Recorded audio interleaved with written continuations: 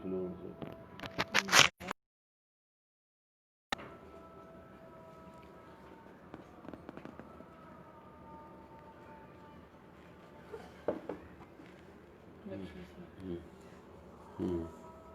ये ठीक है, लगा लगा के रखना। एक एक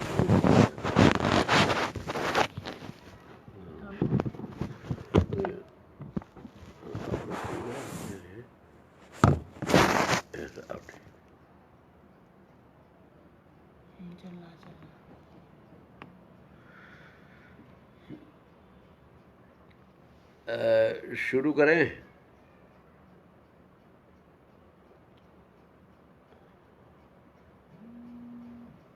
हमसे पूछिए पूछिए पूछिए। आ रहा है जी? देखिए आ रहा है। हेलो जी, आ रहा है, उसे देखिए। आ रहा है वो। जी जी, आपने कहा कि पे गुड में जी,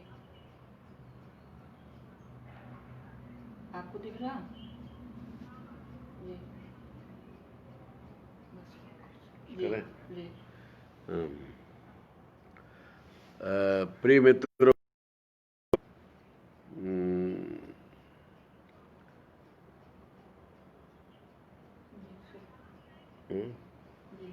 ये संस्था कौन सी? संस्था कौन सी मुझे? अरे क्या क्या नाम, क्या रहा? हाँ हाँ, अच्छा, ये संस्था आपकी कौन सी थी? हाँ, शब्द ठीक है जी जी। प्रताप सिंह का। हाँ,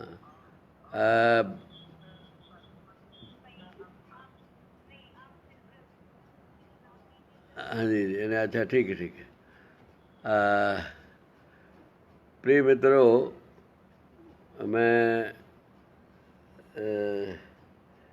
सबसे पहले तो शब्दाक्षर संस्था को और उसके अध्यक्ष रवि प्रताप सिंह जी, जिनसे मेरा बहुत पुराना परिचय है, और अल्पना सिंह जी को बहुत आभार प्रकट करता हूँ कि उन्होंने मुझे ये टेक्निक आती नहीं है, लेकिन उन्होंने मुझको सिखा के और ये किया। तो मैं कविता प्रारंभ करता हूँ। पहले तो मैं ये आपको बता दूँ कविता के बारे में कि मैं कविता को मनोरंजन का साधन नहीं मानता, और न कविता को मैं व्यवसाय समझता हूँ। तो मैंने बहुत पहले किसी ज़माने में एक कविता, एक 4 पंक्तियाँ लिखी थी कि यह न समझो गीत लिखने की मुझे लत पड़ गई है, या विरह में गुनगुनाने की ही आदत पड़ गई है। मैं लिखूं या गुनगुनाऊं तो ये समझो देश को कवि की ज़रूरत पड़ गई है। कवि जो होता है वो जनता का प्रतिनिधि होता है। वो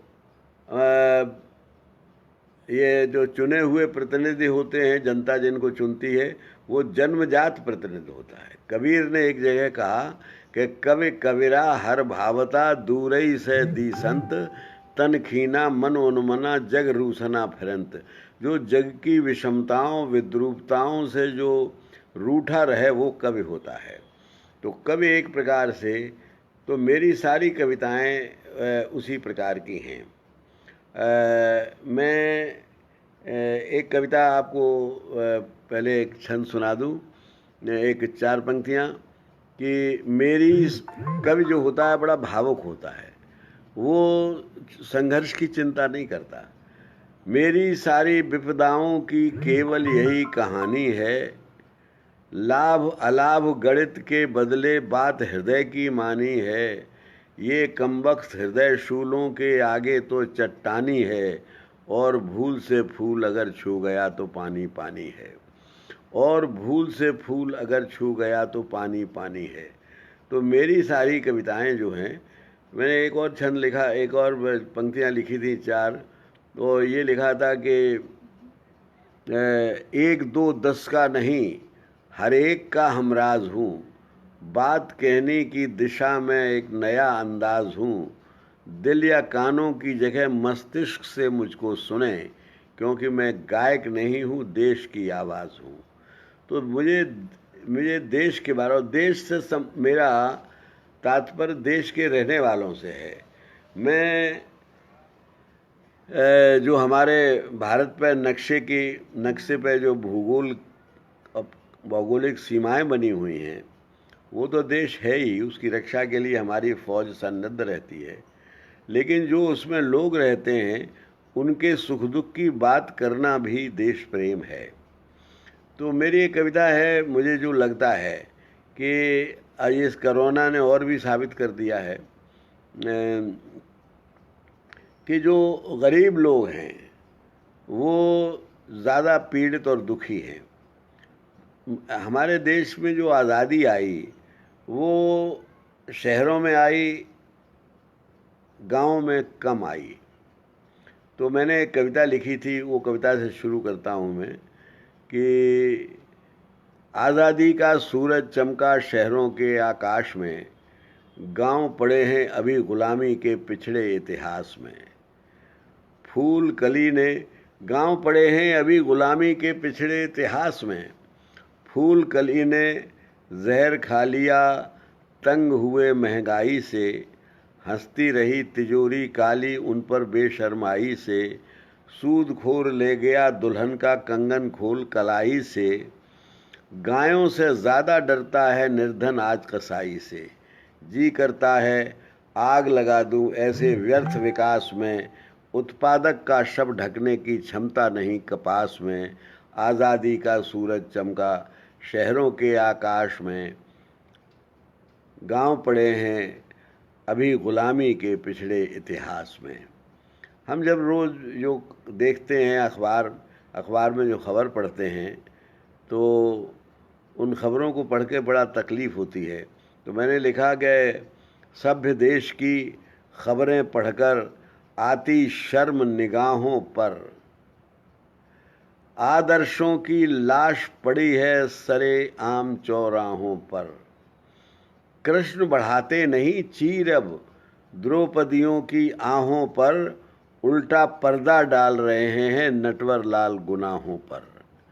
सिवा लेखनी उल्टा पर्दा डाल रहे हैं नटवर लाल गुनाहों पर। पहले कृष्ण द्रौपदी का चीर बढ़ाते थे, आज के जो कृष्ण हैं वो काम नहीं कर रहे हैं। तो मैंने लिखा कि सभ्य देश की खबरें पढ़कर आती शर्म निगाहों पर, आदर्शों की लाश पड़ी है सरे आम चौराहों पर। कृष्ण बहाते नहीं चीर अब द्रौपदियों की आहों पर, उल्टा पर्दा डाल रहे हैं नटवर लाल गुनाहों पर। सिवा लेखनी दुखी न होता कोई इस एहसास में। सिवा लेखनी, कवि या कवि की लेखनी, सिवा लेखनी दुखी न होता कोई इस एहसास में। क्या होगा यदि अपनी पिछली पूंजी बची न पास में। आज़ादी का सूरज चमका शहरों के आकाश में, गांव पड़े हैं अभी गुलामी के पिछड़े इतिहास में। हमारे देश में हिंदू मुसलमान सब ने मिल के आज़ादी की लड़ाई लड़ी थी और सबका बड़ा योगदान था। और इस देश का बड़प्पन ये था, और लोकतंत्र का बड़प्पन ये होता है कि जो दूसरे धर्म के लोग हैं उनका भी हम आदर करते हैं, दूसरे विचारों का लोग होता है उसका भी आदर करते हैं। हमारे यहाँ चार बाग को भी ऋषि कहते हैं, बुद्ध को भी भगवान कहते हैं। हालांकि बुद्ध ने एक हिंदू धर्म में संशोधन का काम किया था। तो हम अपने विपरीत विचारों वालों का भी आदर करते हैं, ये हमारे देश की परंपरा थी। तो उस परंपरा में लिखा मैंने कि हिंदू मुस्लिम साथ रहे आज़ादी की कुर्बानी में। अशफाक उल्लाह भगत सिंह ने जोड़े पृष्ठ कहानी में, वतन क्षमा के परवाने जलते थे भरी जवानी में। तब अंग्रेज़ गया भारत से आग लगाकर पानी में। आधी सदी बीतने आई तब से इसी प्रयास में, कोई कमी नहीं आई हैवानों के लोहू की प्यास में। कमी नहीं आई हैवानों के लोहू की प्यास में। आज़ादी का सूरज चमका शहरों के आकाश में। हमारे पढ़े लिखे बच्चे जब यहाँ नौकरी नहीं मिलती तो विदेश चले जाते हैं। उसे हम अंग्रेज़ी में ब्रेन ड्रेन कहते हैं। तो मैंने लिखा कि ये अजीब मुल्क है, यहाँ हमारे यहाँ नौकरी मिलती नहीं है और जो लोग गलत काम करते हैं वो अमीर हो जाते हैं और जो श्रम से काम करते हैं उनको वो सम्मान नहीं मिलता। जो मैं देख रहा हूँ प्रोफेसर ओमपाल सिंह निडर हमारे मित्र भी हैं, तो मैं उनको प्रणाम करता हूँ और कहता हूँ कि वो सुन रहे हैं, मेरी खुशकिस्मती है। तो मैं लिखा कि प्रतिभा बिकती है विदेश में, हमारे प्रतिभावान बच्चे बाहर जा रहे हैं, प्रतिभा बिकती है विदेश में, सत्य चुना दीवारों में, अपराधी वैभव लिखवाता अपना नाम सितारों में, अपराधी वैभव लिखवाता अपना नाम सितारों में, श्रम की करो प्रतिष्ठा यारो उपवन के व्यवहारों में, वरना अंतर नहीं रहेगा पतझड़ और बहारों में। राष्ट्र चेतना दबी हुई है कुंठा और संत्रास में, क्या हम मर जाएंगे जीवित रहने के अभ्यास में। आज़ादी का सूरज चमका शहरों के आकाश में, गांव पड़े हैं अभी गुलामी के पिछड़े इतिहास में। एक बात मैंने और कहना चाहता हूँ कि हमारे देश में जब चुनाव होते हैं और पार्टियां बदल जाती हैं तो जो पहले की नीतियां हैं उनको पलट दिया जाता है। मान लीजिए किसी एक सरकार ने एक काम शुरू किया तो दूसरी सरकार आती है, वो अपना वो सब काम जो पैसा खर्च हुआ वो बर्बाद हो गया तो हो गया, लेकिन उनको बंद करके अपनी नीतियां चलाती है। कभी हमारी आर्थिक नीति ये नहीं एक हो सकी कि हम हैवी इंडस्ट्री चाहते हैं, कि कॉटेज इंडस्ट्री चाहते हैं, कि श्रम को कृषि को, हमारी जो हालत है वो सबको मालूम है। तो मैंने जो हमारे देश की आर्थिक नीति पर कविता लिखना बड़ा मुश्किल है, लेकिन मैंने उसे एक सांग रूपक के रूप में एक ऐसी यूँ कहा है कि चिंता नहीं देश की कोई करता बड़ा विषाद है, और अगर कोई करता है तो केवल अपवाद है। पता नहीं किस ओर जा रहा ये रथ अजब प्रमाद है, लक्ष्य कहाँ है इस पर सारथियों में वाद विवाद है। लक्ष्य कहाँ है इस पर सारथियों में वाद विवाद है। और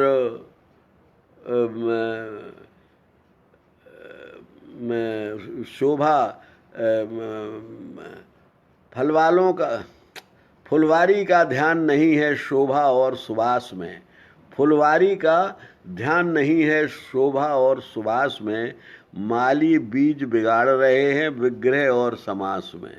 माली बीज बिगाड़ रहे हैं विग्रह और समास में, आज़ादी का सूरज चमका शहरों के आकाश में, गांव पड़े हैं अभी गुलामी के पिछड़े इतिहास में। एक इसमें मैंने बात कहनी चाहिए कि इसका दोष किस पर रखें, वही मैंने निवेदन किया है। अंतिम ये बंद सुन लीजिए, ख़ास तौर से सुन लीजिए।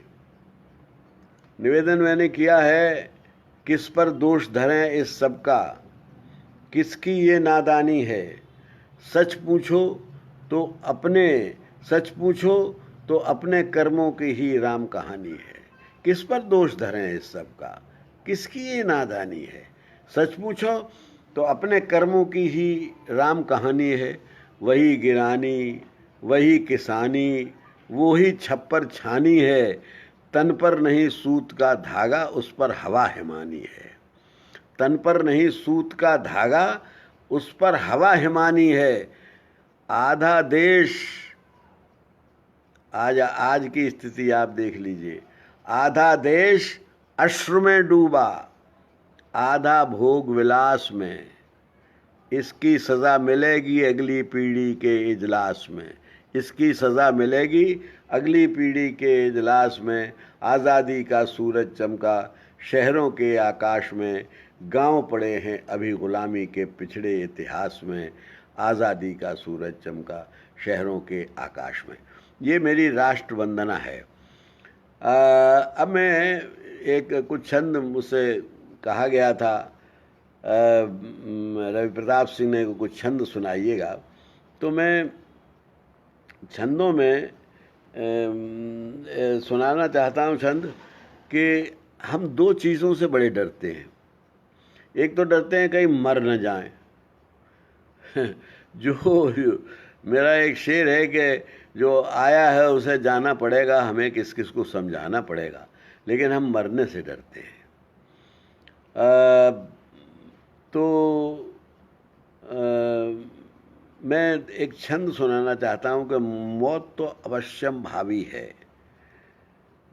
तो दो छंद सुन लीजिए कि तिनके से बड़े बड़े हिरण्यकश्यप जैसे लोग, जिन्हें इसे वरदान प्राप्त न घर में मरेंगे, न बाहर मरेंगे, न दिन में मरेंगे, न रात को मरेंगे, न जानवर से मरेंगे, न आदमी से मरेंगे, न हथियार से बनेंगे, न बिना हथियार के मरेंगे, न सुबह मरेंगे, न शाम को मरेंगे, वो हिरण्यकश्यप को नरसिंह अवतार होता है और सारी शर्तें पूरी करके उसको मार दिया जाता है।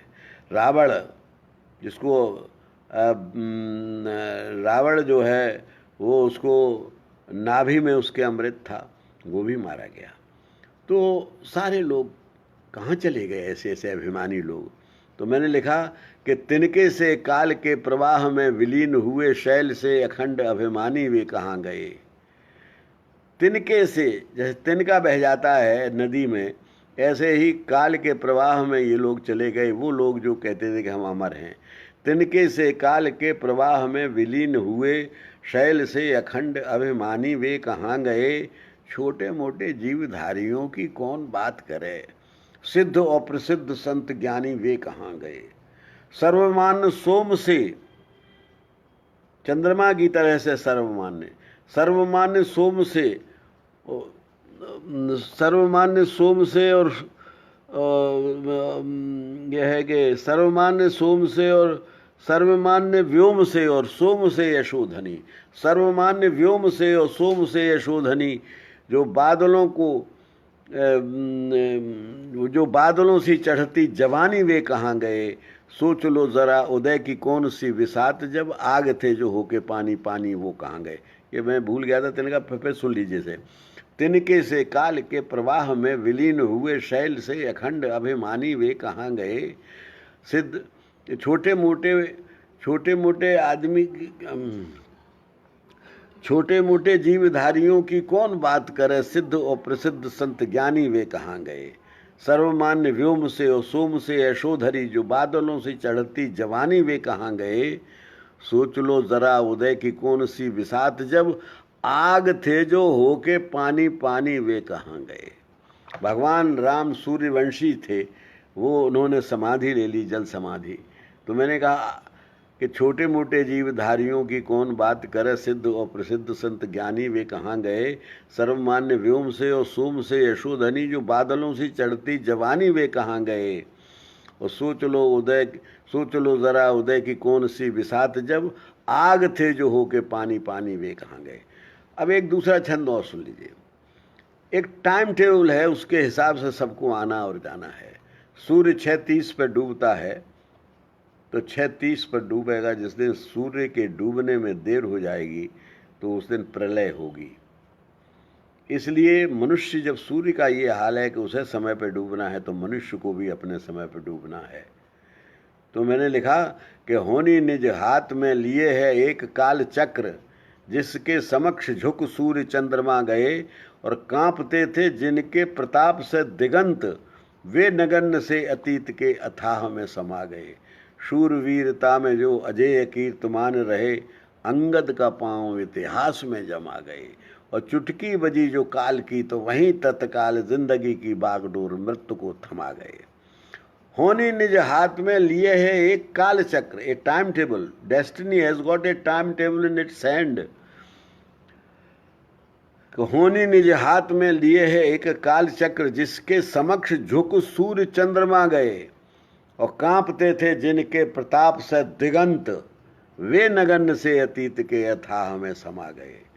शूरवीरता में जो अजेय कीर्तिमान रहे, अंगद का पांव इतिहास में जमा गए।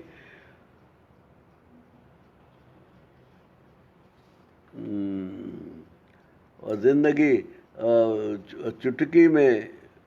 चुटकी बजी जो काल की, तो वहीं तत्काल जिंदगी की बागडोर मृत्यु को थमा गए। तो लेकिन क्या हम ये मान लें कि हमको मृत्यु से हार मान लेनी चाहिए कि नहीं? तो मैंने एक दो छंद लिखे हैं, वो पहले सुन लीजिए। पहली बात तो यह है कि अगर आदमी अमर होना चाहता है तो उसे अपने कार्य में सुधार करना पड़ेगा, अपना कार्यशैली में, अपने विचारों में, अपने व्यवहार में, अपना सामाजिक जीवन में। तो मैंने लिखा कि सांस खींचने के पूर्व हर सांस के साथ सोचिए। एक शेर सुनाता हूं मैं कि जो दिन हमारी मौत की तैयारी को मिले, दुनिया उन्हें पुकारती है जिंदगी के दिन। जो जिंदगी के दिन जिन्हें हम कहते हैं, वो असल में हमारी मौत की तैयारी के दिन हैं। तो मैंने वही बात कहनी चाहिए कि सांस खींचने के पूर्व ठीक से विचार लो कि सांस धारने की कौन नीति होनी चाहिए। मान या गुमान, अभिमान का विधान हो या कर्म में मनुष्यता प्रतीत होनी चाहिए। कांच के खिलौने जैसे छुई मुई जिंदगानी खूब सावधानी से व्यतीत होनी चाहिए। वो भूल करना तो है मनुष्य का स्वभाव, किंतु मूल में तो भावना पुनीत होनी चाहिए। तो हमारी गलती तो इंसान से सबसे होती है। सांस खींचने के पूर्व दो रास्ते हैं, एक है घमंड का, अहंकार का, और अहंकार का विलोम है प्रेम। जो अहंकारी आदमी है प्रेम नहीं कर सकता, और जिसके हृदय में प्रेम होगा वहां अहंकार नहीं होगा। सब अंधियारा मिट गया दीपक रेखा माए। तो भक्ति और प्रेम एक ही चीज है।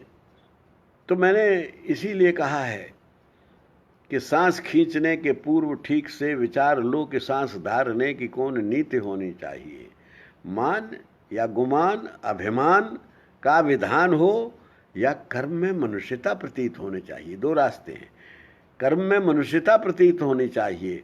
कांच के खिलौने जैसी छुई मुई जिंदगानी खूब सावधानी से व्यतीत होनी चाहिए।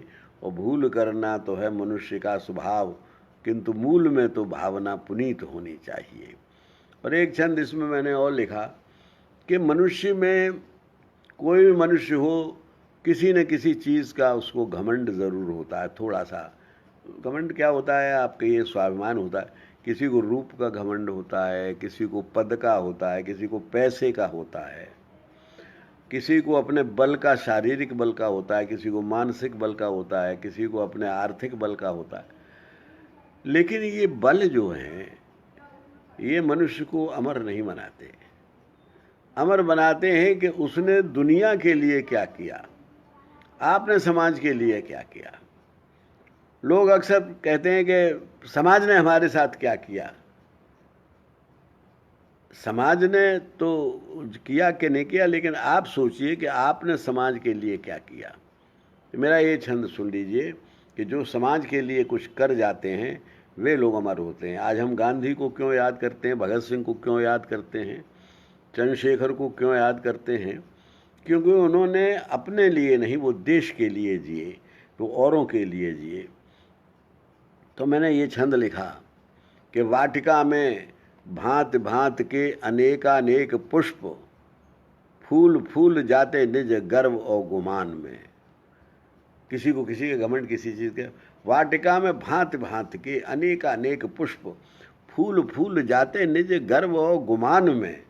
कोई कोई देवता के शीश पे विराजता है। कोई सफल हो जाता है जिंदगी में, कोई कोई देवता के शीश पे विराजता है, कोई सूख जाता फूलते ही बियाबान में। चार पंखुरी की देह का भविष्य कौन कहे, चार पंखुरी की देह का भविष्य कौन कहे, धूल बन जाना इसे विधि के विधान में। किंतु वंदनीय पुष्प है वही जो छोड़ जाए, बीज वसुधा में और सुगंध आसमान में। किंतु वंदनीय पुष्प है वही जो छोड़ जाए, बीज वसुधा में और सुगंध आसमान में। तो जो बड़े लोग होते हैं वो ऐसे काम करते हैं कि जो आगे उनके भी हो जाते हैं। ये आजकल बादल घिरे हुए हैं और ये बादल बड़ी बेईमानी कर रहे हैं। कहीं पर हमने अभी टीवी पे देख रहा था कि बम्बई और दिल्ली में हालत बहुत ख़राब है, और कहीं ज़्यादा है, कहीं पानी कम है, कहीं जहाँ पर चावल की खेती होती है वहाँ अभी पानी नहीं बरसा। तो मैंने कहा बादलों की भी तुलना, देखिए ये एक सांग रूपक है, इसे आप राजनीति पे ढालिए तो नेता में और बादलों में बहुत सी बात। मैं भी नेता रहा हूँ, इसलिए किसी को बुरा मैं दूसरे के लिए नहीं कह रहा हूँ। मैं 17-18 साल संसद में रहा हूँ, तो इसलिए मैं अपने अनुभव से कह रहा हूँ जो कह रहा हूँ कि घनश्याम व्योम में अनेक रूप धारते हो। कभी बादल जो हैं गणेश जी बन जाते हैं, कभी राक्षस जैसी शक्ल बन जाती है। तो मैंने यही हाल नेताओं का है। घनश्याम व्योम में जो चुनाव के पहले का नेता और चुनाव के बाद के नेता की शक्ल में फ़र्क होता है। तो मैंने लिखा घनश्याम व्योम में अनेक रूप धारते हो, कभी देवता तो कभी दैत्य दर्शाते हो। पात्रों कुपात्र में नहीं है ध्यान, पात्रों कुपात्र का नहीं है ध्यान लेश मात्र। ऊसरों में जाके रस धार बरसाते हो, और बाट जो तुम्हारी जो हती हैं फूल माला लिए, प्यारी सुकुमारी क्यारियों को तरसाते हो। और गांठ से तुम्हारी कुछ संपदा तो जाती नहीं, गांठ से तुम्हारी कुछ संपदा तो जाती नहीं, खाली गागरों को सागरों से भर लाते हो। बादल अपने पास से कुछ नहीं देता है, वो सागर से जैसे भर लाता है, ऐसे ही नेता अपने पास से कुछ नहीं देता है, सब आप ही का टैक्स है। तो इसको उस पर ढाल के देखिए और दोनों का आनंद लीजिए साथ साथ कि घनश्याम व्योम में अनेक रूप धारते हो, घनश्याम व्योम में अनेक रूप धारते हो, कभी देवता तो कभी दैत्य दर्शाते हो।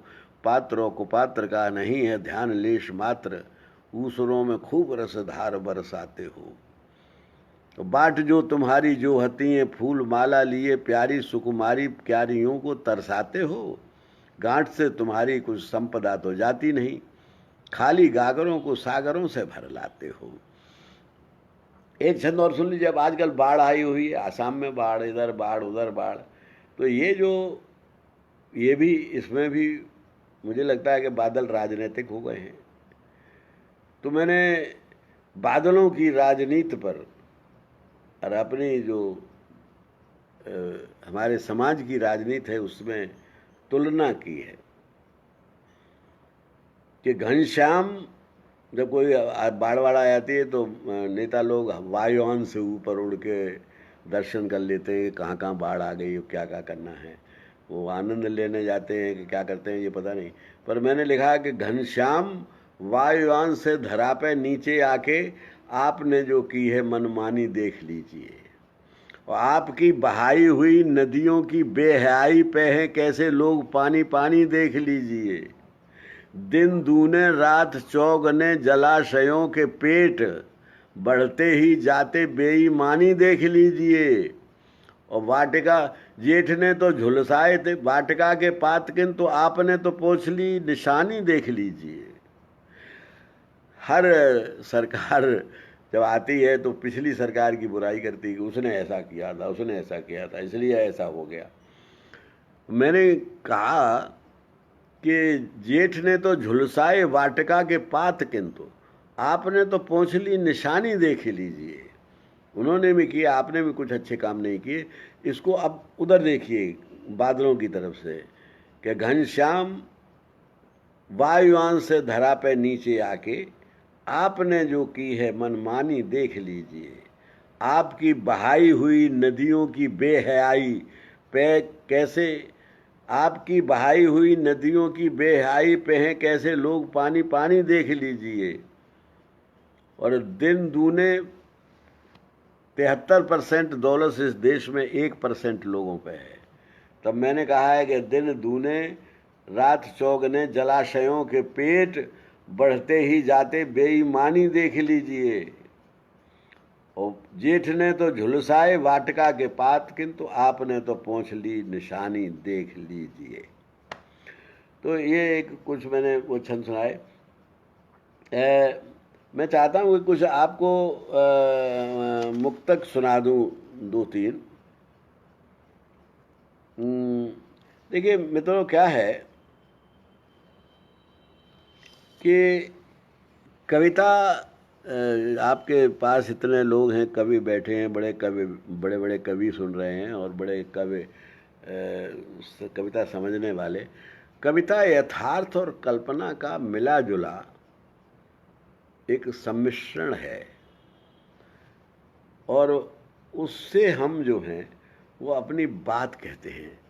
एक समाज में एक इस प्रकार का वातावरण तैयार करते हैं। कवि का काम बड़ा पवित्र है। वो समाज में सकारात्मक सोच पैदा करता है, स्वस्थ जनमत पैदा करता है और जीवन को जीने योग्य बनाता है। ये कवि का काम है। कवि का काम घृणा पैदा करना नहीं है, संसार में प्रेम पैदा करना है। तो मैं अपनी एक आपको गज़ल सुनाना चाहता हूँ जो बहुत प्रसिद्ध हुई है, और वो यूँ है कि न मेरा है न तेरा है, ये हिंदुस्तान सबका है। न मेरा है न तेरा है, ये हिंदुस्तान सबका है। नहीं समझी गई ये बात तो नुकसान सबका है। अगर ये बात नहीं समझी गई तो एक का नुकसान नहीं होगा, सबका होगा। आग लगेगी तो इसका घर नहीं बचेगा। कोरोना आया तो इसने किसी धर्म को या छोटे बड़े को या जात पात को देखता है क्या? तो बस बात मैं यही कहना चाहता हूँ कि न मेरा है न तेरा है, ये हिंदुस्तान सबका है। नहीं समझी गई ये बात तो नुकसान सबका है। ये धर्म क्या है? धर्म उस तक पहुँचने के, भगवान तक पहुँचने के अनेक अलग अलग रास्ते हैं। कोई किसी रास्ते से पहुँच रहा है, कोई किसी, लेकिन पहुँच वहाँ रहे हैं। ईश्वर एक ही है। मेरा एक छंद है, वो पहले सुना दूं फिर उस शेर को आता हूँ मैं। एक मेरा छंद है कि एक जन्मदाता है, विधाता एक सृष्टि का है। इष्ट की अनेकता है, दृष्ट की अनेकता। जैसे एक बिंब के अनेकानेक प्रतिबिंब, चूर चूर दर्पणों के दर्प की विशेषता। माला बीच सूत्र जैसे विश्व बीच सूत्रधार, जड़ जीव जंतु एक तार में सहेजता। और भूला हुआ आदमी है ज्ञान के गुमान में, जो जान के अजान बना, देख के न देखता।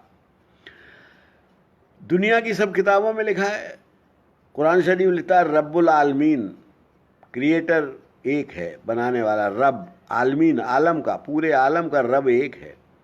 हमारे यहाँ कहते हैं एको ब्रह्म द्वितीय नास्ति। बाइबल कहती है कि द क्रिएटर इज वन। सब ये मानते हैं कि ईश्वर एक है, बनाने वाला एक है। उसका नाम कहीं ईश्वर है, कहीं गॉड है, कहीं खुदा है, कहीं कुछ है, कहीं कुछ है। हमारे यहाँ एक ही ईश्वर के तीन तीन नाम हैं, उनके भी तीन हिस्से कर दिए, ब्रह्मा विष्णु महेश। वो पालक भी हैं, वो चार घालक भी हैं, और वो मेंटेनेंस हमको पालते भी हैं। तो ईश्वर के जब तक समाज एक रहता है तब तक ईश्वर का प्रतिबिंब एक दिखाई देता है। लेकिन जैसे शीशा टूट जाता है तो हर जो शीशे का कण है, जो अगला टुकड़ा है, वो एक अलग बिंब दिखाता है, एंगल अलग दिखाता है ईश्वर का भी। तो समाज टुकड़ों में टूट गया। अब इसको फिर से सुन लीजिए कि एक जन्मदाता है, विधाता एक सृष्टि का है। इष्ट की अनेकता है, दृष्ट की अनेकता। जैसे एक बिंब के अनेकानेक प्रतिबिंब, चूर चूर दर्पणों के दर्प की विशेषता।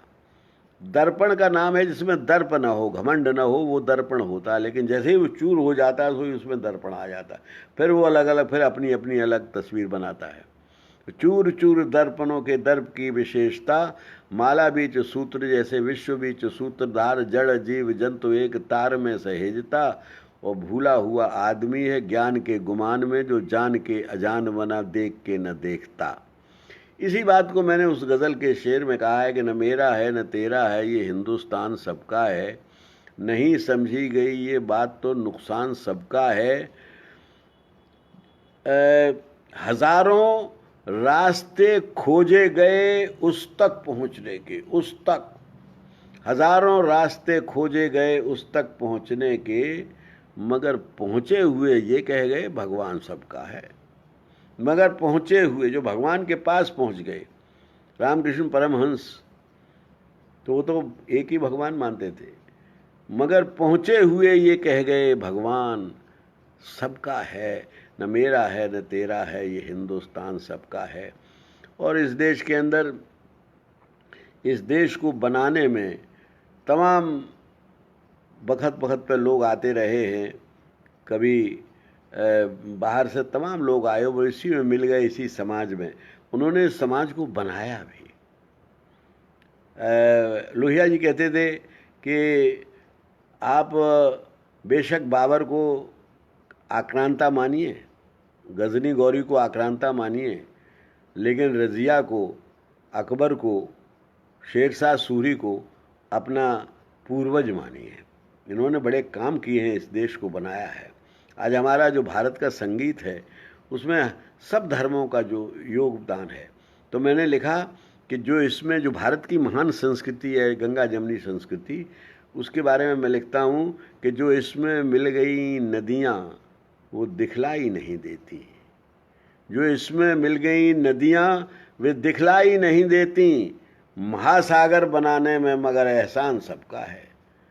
समुद्र ऐसे ही नहीं बन जाया करते, समुद्र में हज़ारों नदियाँ मिलती हैं। तो हमारी जो महान संस्कृति है उसमें भी हज़ारों नदियाँ मिलती हैं। तो जो इसमें मिल गई नदियाँ वो दिखलाई नहीं देती, महासागर बनाने में मगर एहसान सबका है, न मेरा है न तेरा है ये हिंदुस्तान है।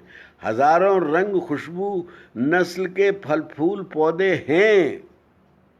हर पौधे की, हर फूल की खुशबू अलग होती है, रंग अलग होता है। लेकिन एक बगीचे में जब तो रंग बिरंगे फूल न हों, कई तरह के फूल न हों, तो वो बगीचा अच्छा नहीं लगेगा जिसमें एक ही रंग के फूल हों। तो ये जो रंग बिरंगे फूल हैं, मैंने इशारा किया है, समझ सकेंगे आप कि हज़ारों रंग खुशबू नस्ल के फल फूल पौधे हैं, मगर गुलशन की इज्जत आबरू ईमान सबका है, न मेरा है न तेरा है ये हिंदुस्तान सबका है। मगर गुलशन की इज्जत आबरू, हज़ारों रंग खुशबू नस्ल के फल फूल पौधे हैं, मगर गुलशन की इज्जत आबरू ईमान सबका है, न मेरा है न तेरा है ये हिंदुस्तान सबका है। नहीं समझी गई ये बात तो नुकसान सबका है। इसमें एक शेर और सुन लीजिए कि जब कोई आपदा आती है तब सब एक हो जाते हैं। भूकंप आ जाए तो मैंने एक तस्वीर देखी कि उसमें गरीब अमीर सारे लोग जो हैं वो अपना अपना सामान ढूंढते फिर रहे थे उस मलबे में से। तो उस वक़्त न कोई गरीब था, न अमीर था, न ब्राह्मण था, न छोटी जात का था, न कोई मुसलमान था, न हिंदू था। तो मैंने शेर लिखा कि ज़रा सा झटका लग गया ज़मीन का तो सब अकड़ निकल गई। तो मैंने लिखा कि हकीकत आदमी की खुल गई बस एक झटके में, हकीकत आदमी की खुल गई बस एक झटके में, जो लावारिश पड़ा है धूल में सामान सबका है, न मेरा है न तेरा है ये हिंदुस्तान सबका है। और इसमें एक शेर और भी है, अजंता ताज खजुराहो बुजुर्गों की निशानी है।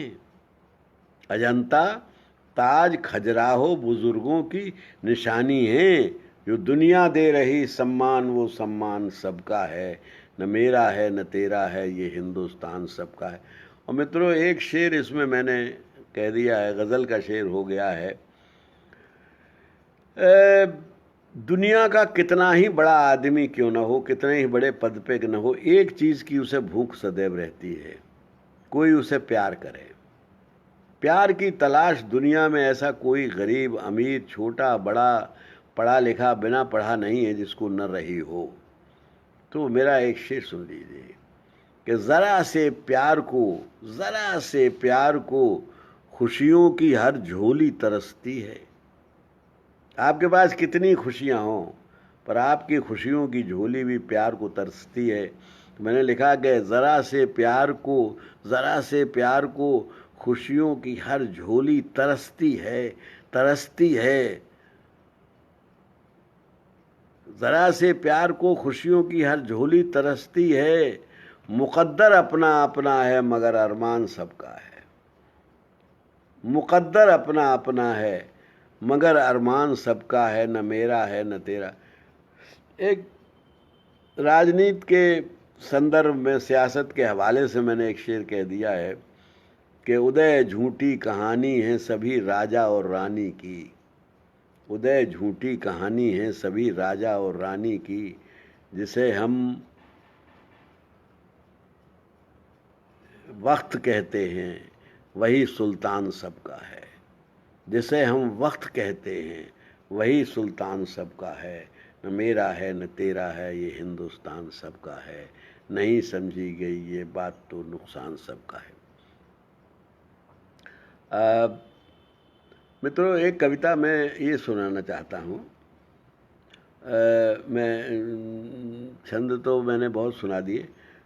मैं कुछ राम पर कुछ छंद लिखे थे, तो वो मैं राम कथा पर मेरे कुछ छंद हैं, वो आप सुन लीजिए। कि सीता जी भगवान राम से कहती हैं कि सोने का हिरन पकड़ के लाओ। सोने का हिरन पे पसंद आ गया। राम समझाते हैं कि सीता सोने का हिरन होता नहीं है, ये कोई माया मालूम पड़ती है हमें, और हम छल के शिकार न हो जाएं। लेकिन वो नहीं मानती हैं, जिद पकड़ती हैं, और वो राम चले जाते हैं हिरन के पीछे, फिर लक्ष्मण चले जाते हैं और वो सोने की लंका में पहुंच जाती है।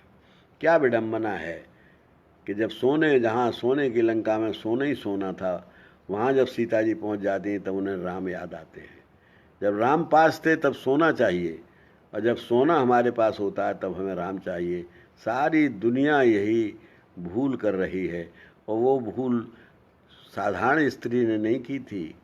विश्व मोहिनी सीता, मर्यादा पुरुषोत्तम की पत्नी, जनक की पुत्री, जब उनसे ये भूल हुई तो हम लोग क्या चीज़ है। तो मैंने वो छंद लिखा कि विश्व मोहिनी स्वरूपा जननी को मोह लिया, जाने कौन मोहिनी थी सोने के हिरन में।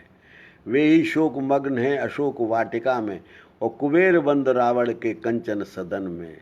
एक ओर मायावी मारीच छद्म वेश धारे, एक ओर सारा जग जिनकी शरण में। एक ओर मायावी मारीच छद्म, दो में चुनाव करना था सीता को, मारीच में और राम में।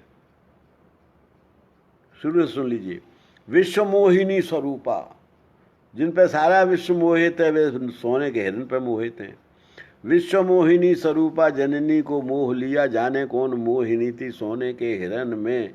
वे ही शोक मग्न है अशोक वाटिका में, और कुबेर बंद रावण के कंचन सदन में। एक ओर मायावी मारीच छद्म वेश धारे, एक ओर सारा जग जिनकी शरण में। और की तो कौन कहे जानकी न जान पाई, ग्राह्य और अग्राह्य कौन जग के चैन में। एक छंद सीता के ऊपर और मैंने लिखा कि सीता ने कोई कम त्याग नहीं किया था। वनवास तो राम का हुआ था, वनवास तो राम का हुआ था। सीता ने क्या कहा कि लोक लाज सुख और समाज सारा राजपाट छोड़ दिया कौशलपुरी का पल भर में। कौशलपुरी में रहती, अवध रहती, कहीं रहती। तो लोक लाज सुख और समाज सारा राजपाट छोड़ दिया कौशलपुरी का पल भर में। पथ और कुपथ में रहूंगी नाथ साथ साथ, वन में पथ और कुपथ दोनों में लेना। पथ और कुपथ में रहूंगी नाथ साथ साथ, राम की शपथ खाई कर लेके कर में। एक बार तो जब विवाह हुआ था तब हाथ में हाथ लेके कसम खाई जाती है। सीता ने दोबारा राम का हाथ में लेके कहा कि नहीं, हम वनवास में आपके साथ रहेंगे। लोक लाज सुख और समाज सारा राजपाट छोड़ दिया कौशलपुरी का पल भर में। पथ और कुपथ में रहूंगी नाथ साथ साथ, राम की शपथ खाई कर लेके कर में। भाग्य की विडंबना कहें इसे कि काल चक्र, जहां मतभेद हुआ नारी और नर में। जीवन में बनवन शूल बीनने पड़े, और फूल सी जवानी काटनी पड़ी अधर में। तो जहां नर और नारी का मतभेद हुआ वहीं जीवन का नाश होता है। दो छंद में इस पे और सुनाना चाहता हूं कि भरत राम को वापस लेने जा रहे हैं चित्रकूट से। क्या भरत को यह पता नहीं था कि रघुकुल रीत सदा चले आई, प्राण जाए पर वचन न चाही। रघुवंश में ययाति के ज़माने से रघुकुल में कभी किसी ने भी बड़े बड़े अपना वचन जो दिया वो वापस नहीं किया। तो पिता को दिया हो वचन राम कैसे वापस लेके और लौटे आएंगे, ये कैसे उन्होंने सोच लिया। तो मैंने सोचा कि नहीं, वो इसलिए गए नहीं थे, वो अपनी माँ को समझाने गए थे। अब मेरा छंद सुन लीजिए, बहुत ध्यान से सुनिएगा तो आपको आनंद आएगा इस छंद में। क्यों गए थे? भरत सोचते हैं कि जननी ने किए हैं जघन्य से जघन्य पाप, भक्त भाव से भरे भरत को ये भान है, प्राण से अधिक प्रण धारते हैं रघुनाथ। प्राण कम धारते हैं, प्रण ज्यादा धारते हैं। प्राण से अधिक प्रण धारते हैं रघुनाथ, वन या वचन न तजेंगे अनुमान है, किंतु जग के प्रलोभनों में फंसी के कई को पादुका प्रसंग एक मौन समाधान है, कि राम के चरण का मिले जो एक कण, सुरराज का भी पद धूल के समान है। अगर भगवान राम की खड़ाऊ मिल जाए तो इंद्र का स्वर क्या राज्य क्या चीज़ है, ये चीज़ समझाने के लिए गए थे केकई को दिखाने के लिए कि तुमने दंड फंद से जो राज्य लिया उससे बड़ी चीज़ हम बिना दंड फंद के ले आए। तो फिर छंद सुन लीजिएगा कि जननी ने किए हैं जघन्य से जघन्य पाप, भक्ति भाव से भरे भरत को ये भान है, प्राण से अधिक प्रण धारते हैं रघुनाथ, वन या वचन न तजेंगे अनुमान है, किंतु जग के प्रलोभन में फंसी केकई को पादुका प्रसंग एक मौन समाधान है, कि राम के चरण रज का मिले जो एक कण, सुर राज का भी पद धूल के समान है। एक छंद और है कि नल और नील अपने राम का नाम लिखते हैं, पत्थरों पर पत्थर तैर रहे हैं और पुल बनता चला जा रहा है सेतुबंधु रामेश्वरम का, जिससे पार जानी है सेना। तो राम ने भी सोचा कि लाओ मैं भी देखूं, तो राम ने जो कंकड़ी फेंकी वो डूब गई। तो राम के नाम का लिखा पत्थर तैर रहा है और राम ने कंकड़ी फेंकी तो डूब गई। तो राम बड़े सकुचाए कि ये क्या गड़बड़ है। तो हनुमान जी ने क्या कहा वो सुन लीजिए, और ये छंद सुन लीजिए। ये छंद मेरी माँ ने मुझे सुनाया था एक प्रसंग, तो मैंने उसको कविताबद्ध कर दिया। इसमें मेरा अपना सिर्फ कविता जो मैंने वर्सिफिकेशन किया है वो मेरा कौशल है, बाकी तो ये घटना मेरी सुनी हुई थी। तो ये है कि नल नील पाहनों पर राम नाम लिख लिख सेतु बांधते हैं और फूले न समाते हैं, भारी भारी शिलाखंड डूबना तो दूर रहा, भारहीन काठ जैसी नौका उतर आते हैं। देखा देखी राम ने भी कंकड़ी उठाई एक फेंकी, वहीं डूब गई बड़े सकुचाते हैं। तभी राम भक्त हनुमान ने कहा कि नाथ, आपके करों से छूट सभी डूब जाते हैं, आपके करों से छूट सभी डूब जाते हैं। एक छंद और मैं सुना, दो छंद सुनाऊंगा सिर्फ इस पे। एक तो यह है कि रावण जो है वो सीता जी के पास जाता है और जो कहता है कि मेरी तरफ देख के बात करो, तो सीता जी तिनके की ओट से बात करती हैं। ये रावण का एक तरह से अपमान है। मंदोदरी को पता चलता है तो किसी भी पत्नी को ये पसंद नहीं होगा कि उसका पति जो है वो किसी दूसरी स्त्री के पास जाए और फिर लताड़ खा के लौट आए। तो वो व्यंग करती है मंदोदरी के, राम का रूप धारण करके चले जाते तो उनकी आंख ऊपर उठ जाती, वो सोचती कि राम आए तो तुम्हारी इच्छा पूरी हो जाती। तो वो कहता है कि मैं तुझसे 10 गुनी अकल ज़्यादा है, तेरे 1 शीश है, मेरे 20 शीश हैं, 10 शीश हैं, 20 भुजाएं हैं। मैंने ये काम किया लेकिन गड़बड़ हो गई। अब छंद सुनिएगा कि व्यंग मंदोदरी ने किया एक रावण पे आप जैसी, जो में प्रेम अग्नि में सुलगती, मायावी स्वरूप ठीक राम जैसा धार लेती, देखे कैसे जानकी की प्रीत न उमगती। बोला 10 शीश ये भी चाल चल देख चुका, ठगनी कुचाल मेरी मुझको ही ठगती, और जब जब राम का स्वरूप धारता हूँ तो पराई हर नार मुझे जननी सी लगती। जब राम का रूप धारण करेंगे तो रावण की वृत्ति खत्म हो जाएगी। तो इसलिए राम का रूप धारण करते हैं तो फिर हमको सीता माँ लगने लगती है। देखिए ये मेरा छंद था। मैंने ये छंद लिख रहा था तब ये अयोध्या वाला राम मंदिर का विवाद, राम मंदिर के विरुद्ध कोई नहीं है, राम मंदिर अब तो बन ही रहा है, लेकिन जब लड़ाई झगड़ा हो रहा था तब मैंने ये लिखा था कि और देखिए राम की कृपा से वो बन रहा है, वो किसी की कृपा से नहीं। कोई ये सोचे कि हम बना रहे हैं, वो मूर्ख है। वो बन रहा है तो उन्हीं की कृपा से बन रहा है। तो मैंने तब छंद लिखा था। मुझे क्या लगा कि हमने तो ये पढ़ा था कि राम सर्वत्र हैं, सर्वज्ञ हैं, सर्वशक्तिमान हैं, ओमनी पोटेंट, ओमनी शियंट, ओमनी शियंट हैं, ओमनी पोटेंट हैं और ओमनी प्रेजेंट हैं।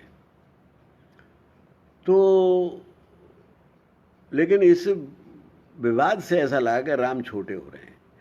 रामचरितमानस पढ़ लो चाहे वाल्मीकि रामायण, दोनों में प्रसंग आता है कि जब राम का जन्म होता है तो देवता आसमान से धरती पर पुष्प वर्षा करते हैं, पूरी धरती पर, फैजाबाद अयोध्या पे नहीं, पूरी धरती पर। यानी पूरी धरती धन्य हुई भगवान राम के जन्म से। मैंने यहाँ से उठाया कि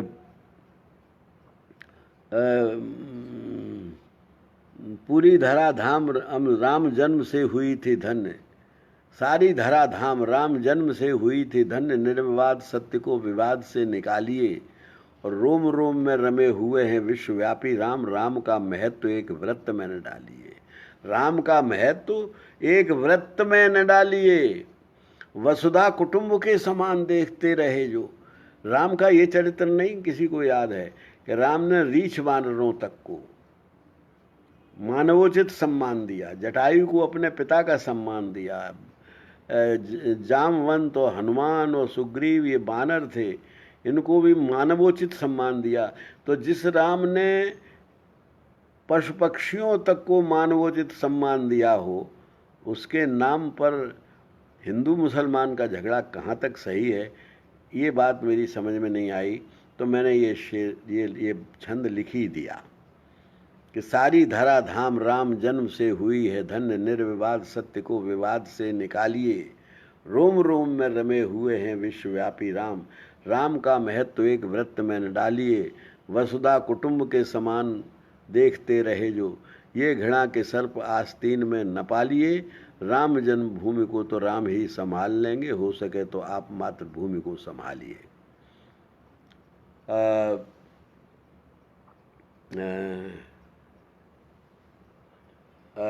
वैसे तो 1 घंटा हो गया, लेकिन मैं एक गज़ल और सुना के और आपको अपनी बात समाप्त करता हूँ।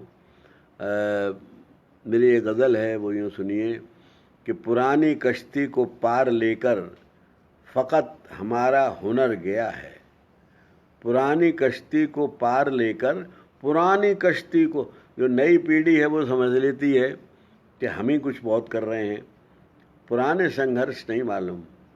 अब तो बल्ब भी आ गए हैं। हमारे ज़माने में तो जब हमारा जन्म हुआ था तो हमारे घर में बिजली भी नहीं थी, लैंप की रोशनी में पढ़ते थे सारे लोग, दिए की में, लालटेन की, जो भी हो। तो संघर्ष से हम यहाँ तक आए हैं, रास्ते से। काहे कि हम इतने आज ऐसे नहीं हो गए हैं जैसे हम हैं। तो मैंने लिखा कि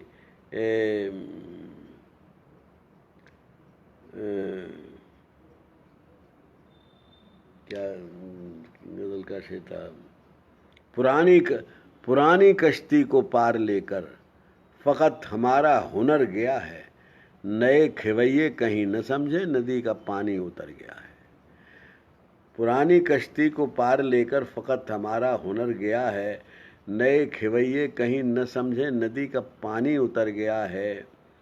और एक शेर ख़ास तौर से सुन लीजिए, हुआ सफ़र में, ज़िंदगी का सफ़र हो या रेल का सफ़र हो, एक तजुर्बा आपको ज़रूर हुआ होगा। कभी कोई अच्छी चीज़ दिखाई दे जाती है तो थोड़ी देर की होती है, फिर वो चली जाती है। हमने देखा ट्रेन से कोई खूबसूरत फुलवाड़ी मिली, खूब फूल खिले हैं, वो निकल गई तो फिर कांटों वाला जंगल आ गया। यही ज़िंदगी की रेल का हाल है। तो मेरा शेर सुन लीजिए, पुरानी कश्ती को पार लेकर फ़कत हमारा हुनर गया है, नए खिवैये कहीं न समझे नदी का पानी उतर गया है, तुम होशमंदी के ऊंचे दावे किसी मुनासिब जगह पर करते, ये मैक़दा है यहाँ से कोई कहीं गया बेखबर गया है, ये सियासत के हवाले से शेर सुन लीजिए।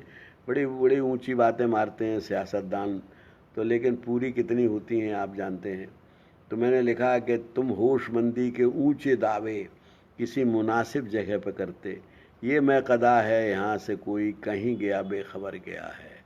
हुआ सफ़र में यही तजुर्बा वो रेल का हो या ज़िंदगी का, हुआ सफ़र में यही तजुर्बा वो रेल का हो या ज़िंदगी का, अगर मिला भी हसीन मंज़र पलक झपकते गुज़र गया है। और इसमें एक शेर सुन लीजिए कि न ख्वाब बाकी हैं अब हमारी उम्र पे आके, न ख्वाब बाकी हैं मंजिलों के। जो बुज़ुर्गों का देखने का तरीका और जवानों का देखने का तरीका अलग अलग होता है। तो मैंने एक शेर बुज़ुर्गों की तरफ से लिखा और एक जवानों की तरफ से लिखा कि जो बुज़ुर्गों का शेर सुनिए पहले कि न ख्वाब बाकी है न ख्वाब बाकी है मंजिलों के, न जानकारी है रह गुज़र की।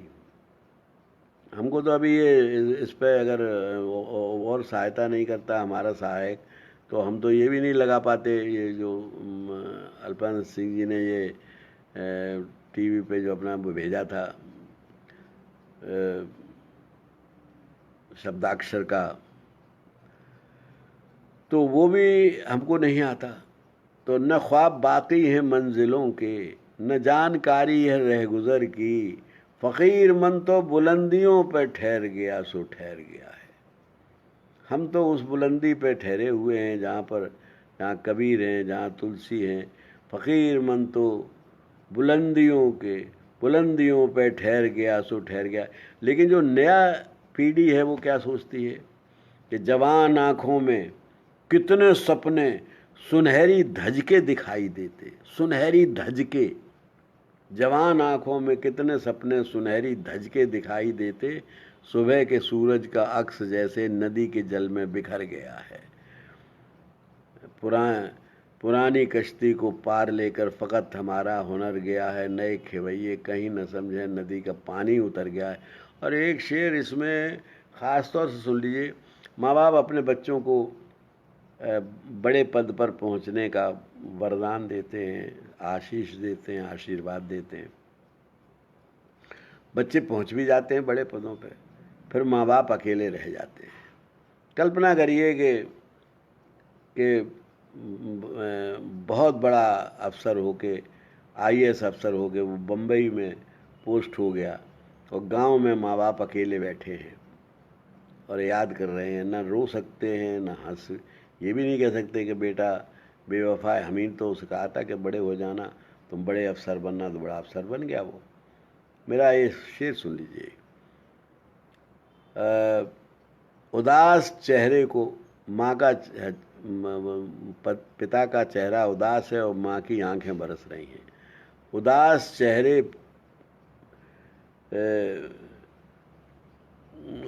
चेहरे की रोशनी पे माँ की आंखें बरस रही हैं।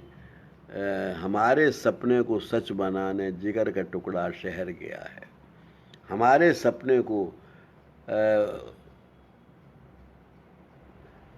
सपने को सच बनाना जिगर का टुकड़ा शहर गया। और आखिरी शेर इसका है कि उदय के बारे में कुछ न पूछो। ये मेरा अपनी व्यक्तिगत जीवन पर मैंने ये सच्चा शेर कहा है कि उदय के बारे में कुछ न पूछो, पुरानी मस्ती अभी जवां है कि बज़्म यारा में शब गुजारी पता नहीं अब किधर गया है। और ये कोरोना आजकल चल रहा है तो हम सब लोग घर में कैद हैं, कभी कभी बुरा भी लगता है। पर मैंने 2-3 शेर इधर के सुन लीजिए इस पर। गज़ल का मतलब तो यूँ लिख दिया था मैंने कि भूली बिसरी यादें लेकर जा बैठे मैखाने में, दिल हमको समझाने में है हम दिल को समझाने में। भूली बिसरी यादें लेकर जा बैठे मैखाने में, दिल हमको समझाने में है हम दिल को समझाने में। इसमें एक शेर सुन लीजिए कि एक तरफ के प्यार की किस्मत बिल्कुल ऐसी होती है जैसी होती है पत्थर की शीशे से टकराने में। इसी गज़ल में 2 शेर सुन लीजिए। एक कोरोना के संदर्भ में सुनिए कि जिसकी दुनिया उसकी मर्जी पर भी तो कुछ छोड़ा कर, जिसकी दुनिया उसकी मर्जी पर भी तो कुछ छोड़ा कर, अक्सर बात बिगड़ जाती है ज़्यादा बात बनाने में। अक्सर बात बिगड़ जाती है ज़्यादा बात बनाने में। और तन की हम कहीं जा नहीं सकते, लेकिन मन तो मिलने से कोई रोक नहीं सकता। तन की अपनी मजबूरी है, दूरी है तो दूरी है। मन को देर कहाँ लगती है मन तक आने जाने में। और इसमें एक शेर ये भी है कि मन का दीपक बुझा बुझा तो बस्ती क्या वीराना क्या। आजकल पता ही नहीं चलता है कि हम बम्बई में हैं कि लखनऊ में हैं कि गांव में, अपने अपने घर में सब हैं। मन का दीपक बुझा बुझा तो बस्ती क्या वीराना क्या। आस जगह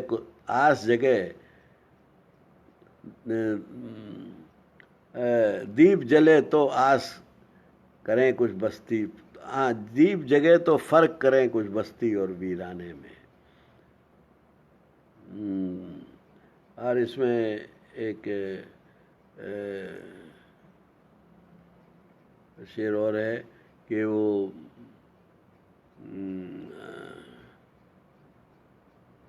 अब मैं भूल रहा हूँ। चलिए, अब बहुत हो गया। आप सब लोगों को बहुत बहुत धन्यवाद।